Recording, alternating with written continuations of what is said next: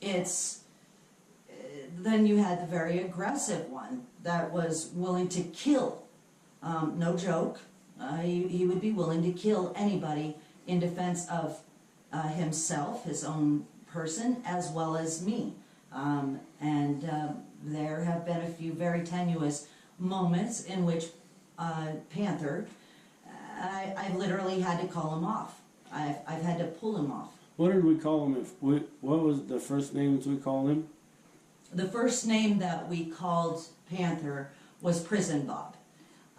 It was very, I mean, some of the first conversations that I actually had with Panther, with Prison Bob, he actually spoke in a kind of a Chicago accent. It was kind of bizarre, actually. But he said, the first thing he ever said to me was, "Hey Ma, why don't you make me a beefsteak?" And that pretty much is what Panther is kind of like. He's kind of rough and tumble, kind of gangster. And he was the one who survived prison. He helped the body make it through prison. And it was a very terrifying experience with lots of stories there. And then, you know, Bill, of course, Bill's always been identified as Worker Bob. What about, so dealing with new personalities, you know, or in the past, most of the personalities, Bobby, Panther, V, and me, almost never talk. Me and V do very, very seldom. Me and Bill almost never do, but we do kind of in passing. But me and Panther never talk, and me and Bobby never spoke. I mean, he speaks one word to me, but usually it's images and whatnot. Right. So how do you deal with something that I don't even know is happening? How do you deal with a Panther who's hell-bent on working out this week, let's say, and how do I deal with it? Yeah, how do you deal with emerging new personalities? How did you identify them without being like, I mean, because we didn't have, through our process, we only found a few of the personalities out at first, and the rest we've had to discern ourselves. True. In our mind, discerning who's who has what memories. Because as hard as I try, I can't remember my 20s, right, and my first marriage. So, well, I think interestingly enough, Jacques helped a lot.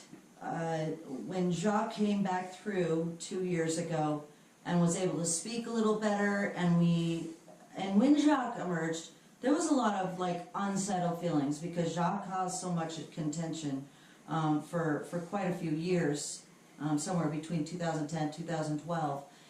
It was difficult for me to finally just accept Jacques as another personality and just be a kind and understanding and forgiving. But once we reestablished or established trust, Jacques was a wealth of information. She pretty much has a bead on every single other personality, which was fantastic. And it was actually Jacques who talked about, you know, gave everybody their names, quote unquote. And I think that was great, you know, that it was self-identified. I didn't identify them as that. They identified themselves as that. And so I think Jacques really helped out a lot. I mean, I had hints of knowledge of Bobby, but I had no idea who it was that was pulling Bob's strings for 4 years, saying, I need to play video games. I need to go for a walk. Well, found out it was Panther that needs to go for a walk and Bobby that needed to play video games. But Bob was just trying really hard to hear and feel and pretty much follow any urges or instincts that he might have, that his mind needed. He didn't really know who they were, but he knew that they were, and that they were trying to be a part of a working system. And Bob worked really hard at, as the frontman, to do all of those things, to get them to be a working system. So in dealing with the personalities, all of us,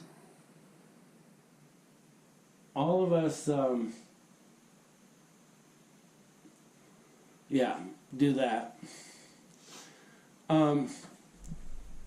How is it that you helped us identify each other? For example, you often say Panther's nearby, Jock's nearby, Bobby's nearby. They're right in the background. Could you identify how you help me identify, because I don't know they're back there. I'm just sitting there, you know. So well, and I think that a good answer to that is every single personality has their own body language, their own demeanor, their own thoughts, their own feelings. And a lot of times, you know, they talk about the front seat and the back seat of the car. And, you know, one person can be out front, but then another one could be just right behind. I'm not kidding when I say just right behind them, literally screaming in the back seat. And every once in a while, like, their facial features change, or their body language changes, or their needs, something that they do changes, you know. And then it's funny, because right now Bob's tapping his foot. Earlier today, Bob was tapping his foot, like in a rhythmical pattern, and I'm like, Bobby's in the background. And he goes, how do you know that? I said, because you're tapping your foot, and you don't have any rhythm. But Bobby loves to play drums, and he's got great rhythm, so it's easy for me, especially watching so closely his body language, that I can tell who's back there. I can tell just by a facial twitch, whether it's Bobby, Jock, Panther, V, anybody. And you got that because we all worked on it together as a team. Right. I mean. And when you identify that Bobby's back there, then I can identify it, because me personally, I'm sitting there going, I'm just sitting there. I feel a little weird, and oftentimes what happens is I get to ask you. You're like, you ask me specific sets of questions. You're like, well, how are you feeling? Well, I'm a little dizzy. I'm a little tired. I'm overstricken with emotion, or this, or that, or the other thing, and you go, oh, well, this is who's back there, and that's why. That's part of the partnership of dealing with DID, because absolutely. There's a lot of communication that goes on in our relationship. Right. Even